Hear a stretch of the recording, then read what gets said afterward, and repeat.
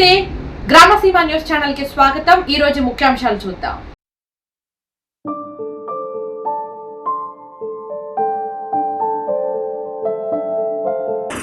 రాజన్న సిరిసిల్ల జిల్లా కోసం ఇవాళ ఉద్యమిస్తే ఇవాళ బడాబాబులు పెద్దలు ఇవాళ డబ్బులున్న వాళ్ళు చెలమనవుతున్నారు। ఇవాళ కేసులు ఎత్తివేయకుండా అధికార పార్టీల్లో మరియు అంతకుముందు గతంలో ప్రభుత్వం కూడా మరి మమ్మల్ని గుర్తించలేకపోయింది। ఇవాళ కేసుల చుట్టూ తిరిగి ఇవాళ మేము అప్లపాలవుతున్నాము। ఇవాళ మేము ఇలాంటి పరిస్థితులు గదిలేని పరిస్థితుల్లో వస్తున్నామని కూడా మేము విజ్ఞప్తి చేస్తున్నాము।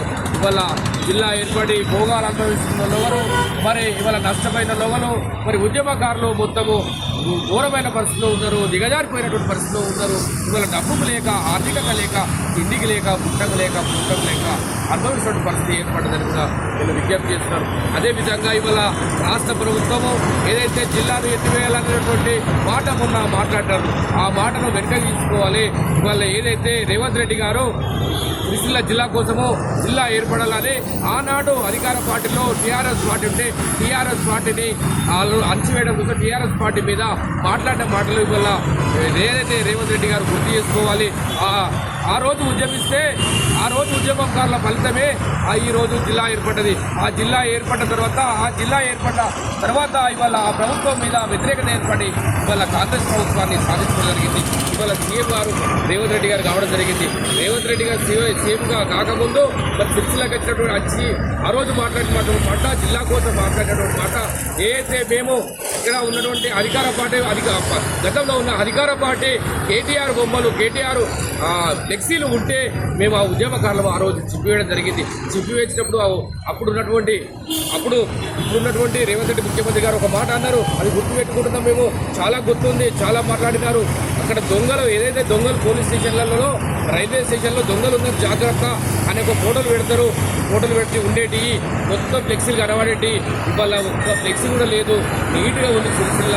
ఈ ఉద్యమకారులు ఇంత ఉద్యమం చేస్తున్నారు, కేటీఆర్కు బుద్ధి ఉండాలి సిగ్గు ఉండాలనే మాట మాట్లాడారు।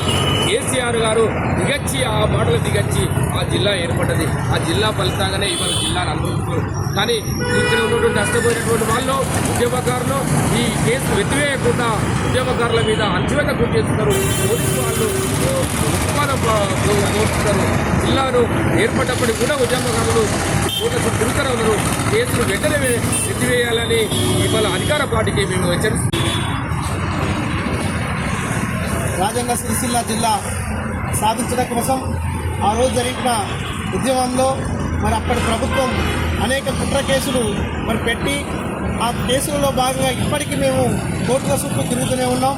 మరి ఆ కేసులో వాయిదా కోసం ఈరోజు కరీంనగర్ మొదటి సెషన్ కోర్టుకు మరి హాజరవ్వడం జరిగింది। ఏదైతే మేము ఆ రోజు రాజన్న సిరిసిల్ల జిల్లా ఉద్యమం కోసం మరి ఎనలేని పట్టుదలతో ఉద్యమించడం వల్లే ఆ జిల్లా సహకారమై ఈరోజు అనేక మంది మరి జిల్లా పదవులు అనుభవిస్తూ ఉన్నారు। మరి ఏదైతే అప్పటి టీఆర్ఎస్ ప్రభుత్వానికి వ్యతిరేకంగా మరి మేము పోరాటం చేసినామో మరి ఆ పోరాటంలో పెట్టిన కేసులను ఇప్పుడున్న కాంగ్రెస్ ప్రభుత్వం ఎత్తివేయకుండా కనీసం ఆ ఉద్యమకారులను గుర్తించకుండా మరి నిర్లక్ష్య ధోరణి వ్యవహరిస్తూ ఉన్నది। ఏదైతే గత కొద్ది కాలంగా జిల్లాలో ఎత్తివేత అనే పుకార్లు రావడంతో మరి జిల్లాలోని ప్రజలు ఆందోళనలో ఉన్నారు। మరి జిల్లా ఎత్తివేసే ఆలోచన విరమించుకోవాలి। ఆ వస్తున్న పుకార్లపై క్లారిటీ ఇవ్వని పక్షంలో కాంగ్రెస్పై మా ఉద్యమం తిరిగి ప్రారంభిస్తామని, ఏదైతే అప్పుడు టీఆర్ఎస్ ప్రభుత్వానికి పట్టిన గతే ఇప్పుడు కాంగ్రెస్ కూడా పడుతుందని చెప్పి మేము హెచ్చరిస్తూ ఉన్నాం।